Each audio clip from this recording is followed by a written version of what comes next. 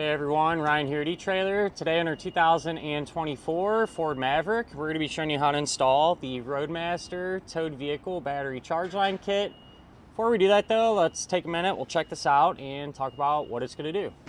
What this is going to accomplish is it's going to keep your Maverick's battery topped off and charged whenever you're flat towing your vehicle down the road. And that's a necessary thing that Ford recommends doing. And if I had to guess, it's probably because the Maverick does use quite a bit of electrical systems, right? It has electric assisted brakes, electric assisted steering, so on and so forth.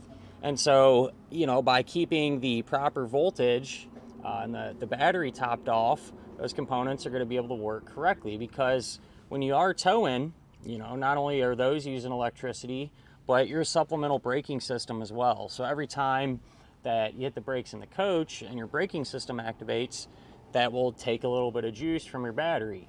And so this will also help prevent having a dead battery when you get to your campsite or your destination, right? You go to unhook, not gonna have to worry about the Maverick being dead. The way the kit works is pretty simple. You got power that comes from the motorhome, and then it goes across a breaker just to help keep the circuit protected. You know, if a short or something like that were to happen, the breaker would trip and kill power. And then the other wire goes to your power post here, which is connected to the battery. So that's how it's going to actually charge it while you're flat towing. The other end of the charge line is hooked up to the back of your 6-way type connector like this one here. So you will need this style to make this work, but this is extremely common. The vast majority of the people, you know, setting their flat tows up have this style to begin with. So that's good news there. And then of course, electricity is going to flow through this wire, and it's going to come from the 7-way on your motorhome. So on these 7-ways, there's a 12-volt auxiliary power that this gets power from to charge a battery. And you're not going to hurt the motorhome or drain its batteries by using it. It's, you know, back here to be able to use something like this. And the coach has its own charging system, you know, the alternator. So its batteries are constantly charging when it's driving. Pretty much all of the coaches should have that 7-way and a functional 12-volt auxiliary outlet. If you're not sure of that, you can always pick up a little tester and you can plug it in. It'll light up and tell you what signals you got and everything. And honestly, it's a pretty inexpensive tool just to have on hand anyway, you know, when you're over the road and stuff. If you come to find out that you don't have auxiliary power back here, maybe you got an older coach or one of the oddballs that just kind of don't have it there, Roadmaster does make a kit for the motorhome side that you could install and get that power to your 7-way. Other than that, when it comes down to it, not really a reason to not use something like this. You know, not only does Ford highly recommend it, using something like this, but it's kind of cheap insurance anyway, just to make sure your battery don't go dead once you get to where you're going and you're done flat towing, right? As far as the installation goes, really not too bad. You run a wire to the 6-way, mount up the breaker, hook them up, go to the power post. Now, how I set it up, I did have to use an additional nut to be able to attach our ring terminal down to the post, and I'll tell you what I used exactly during the install, so hopefully that can help you out. So if you're going to do this yourself, hang around. We'll go ahead, pull into the garage, and get started on it now. To begin our installation for our battery charge line kit, going to be working underneath the hood over here on the driver's side. And the first thing that you want to do is take the wire that they give you. We're going to drop that straight down. That way we can run it to the front of our vehicle. Here's that wire comes down. And I just have it running along through here to where our connector plug is going to be mounted up and to where this is actually going to get hooked up. Now, in this case, we have the fascia removed, right? And well, that's because it's just easier to show you what's going on, where the wires are running and everything. And you can install this with the fascia put back together. It's just a little trickier to get to. With that said, though, we need to hook our connector plug up. But because of the style of this particular base plate, we almost have to reinstall the fascia first before we put the connector plug on. So if that's your case, you know, give yourself enough wire to work with. That way you're not trying to work all the way jammed in here. So with all my wires, my charge line, and everything else that I got to hook up in position, we'll work on getting the fascia back on and go from there. So I got our fascia on, and our wires are passed through and everything, and now we can actually hook the charge line up to our 6-way connector plug here. And what you want to do, these 6-ways are going to have a post there in the center.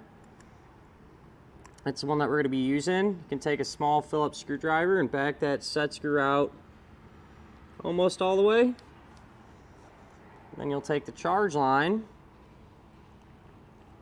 strip the end of the insulation back, and twist the wires together nice and tight.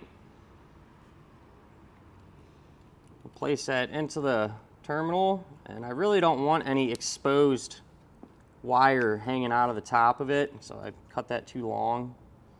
Shorten it up. It's about exactly where we want it there. And then I'll tighten on the set screw. With that hooked up, we'll take our dust cover, put that over it. And something I like to do too at the very end, once I know everything is working, I'll come back inside of there and put some sealer so it stays all sealed up. I don't have to worry about corrosion and stuff as much.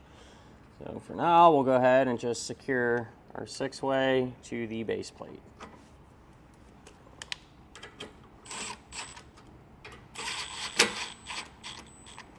In the engine compartment on our driver's side, I mounted up the included circuit breaker, which is this part here. They give you some self-tapping screws that you can use to secure it down. You want it fairly close to our power post for our battery, which is underneath of this little red cover there. And this metal is really tough steel, so it's not a bad idea if you want to use a small drill bit and kind of pre-drill the holes before you run the self-tapping screws in. It makes it a little easier. But now we need to connect our wiring. So this is a red wire that's from the back of our 6-way. That's going to go to the gold colored post on the breaker. So we can cut that to length. We'll strip that insulation back, give the wire a twist, and this is how we're going to make our connections. For our ring terminals here, you just slide the ring terminal, one of the small ones, over the bare end of the wire and get that crimped down. We'll slide that over the post and take one of the nuts.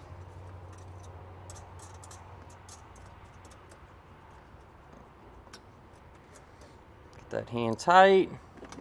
And come back with a 3/8 socket and snug it down. You don't have to crank on these super tight.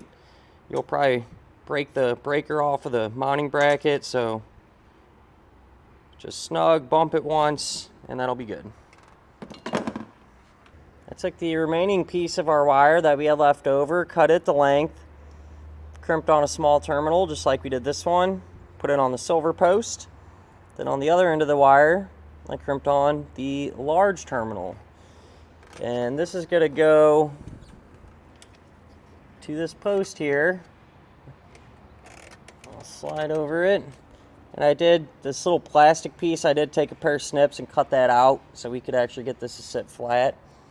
And from my experience with these Fords, sometimes you'll have a nut on that post, other times you won't. In this case, we did not. So I did grab a split lock washer we can put on there and a nut from the toolbox. If yours doesn't have it and you want to set up this way, this is an M8 by 1.5 type nut. So you can get that at the hardware store or something if you don't have one laying around. We'll go ahead and just run this all the way down here.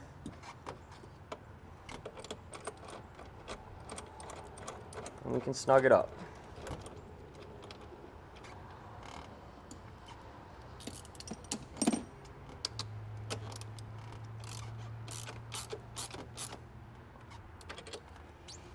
With that hooked up, I put the red cover back over the posts. And with that all done, that'll finish up our look at and our installation of the Roadmaster towed vehicle battery charge line kit on our 2024 Ford Maverick.